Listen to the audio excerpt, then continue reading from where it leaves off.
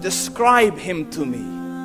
And Muslims, look at the description of your Rasul. And for some, this would be the first time you hear what your Prophet looked like.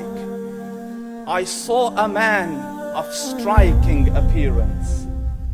ظاهر الوضاء أبلج الوجه, radiant face, حسن الخلق, beautifully created. لم تعبه الثجلة, his belly wasn't protruding. ولم تزر به السعلة, nor was his head disproportionate and small. وسيم قسيم, proportionate and delicate, finely made, a specimen of a creation. في عينيه دعج, in his eyes there was a contrast. The dark was immensely dark, the white was excessively white. وفي أشفاره وطف, and his eyelashes were long. وفي صوته صهل, and in his voice was a natural echo. وفي عنقه سطع, and his neck was elegantly long. وفي لحيته كثاثة, his beard was full and thick. أزج أقرن, his eyebrows were arched, but they were not joined. It was separated. In Samat فعليه الوقار, when he was silent, dignity covered him.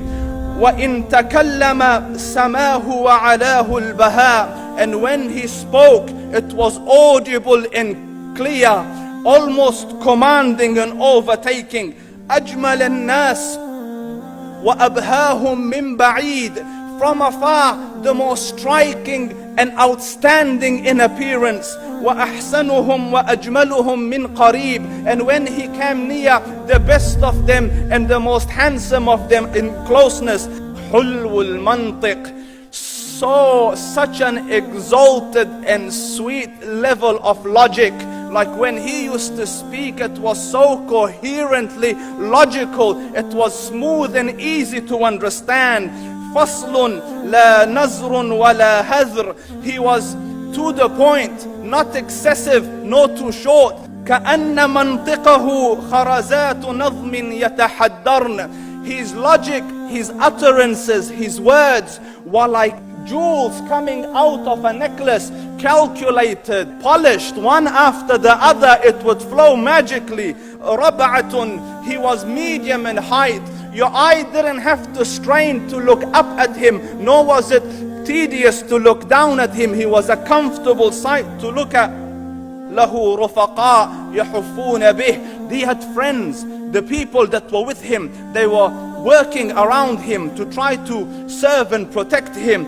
إن قال سمعوا لقوله, when he used to say something, they used to hearken to what he used to say. وإن أمر تبادروا إلى أمره, when he commanded, they used to compete to fulfill the command. This is Muhammad Rasulullah. This is Muhammad Rasulullah. Anas ibn Malik says, he says, I came out one night, it was the full moon night.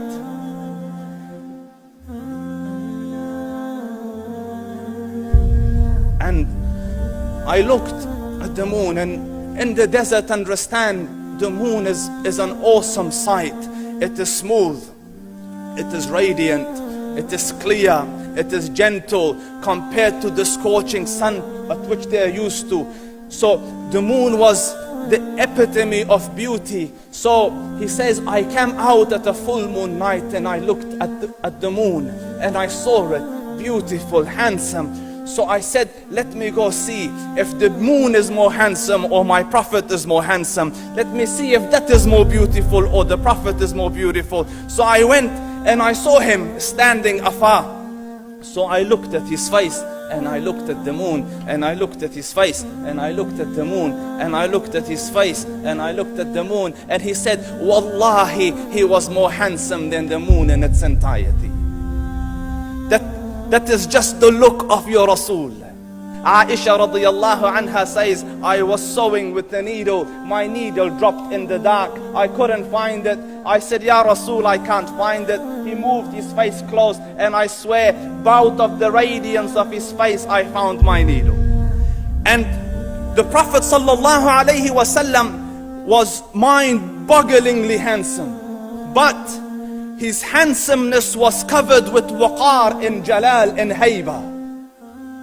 The Sahaba say, when we used to sit at his feet, two feelings conflicting would come on the heart.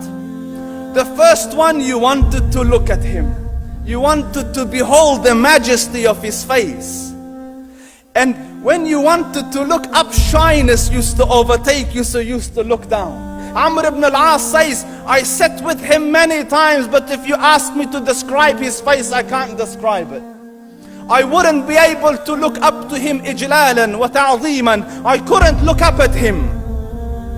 And that is why he didn't have the problems that Yusuf alayhi salam had. Because it was difficult to penetrate the awe and the splendor of the Rasul.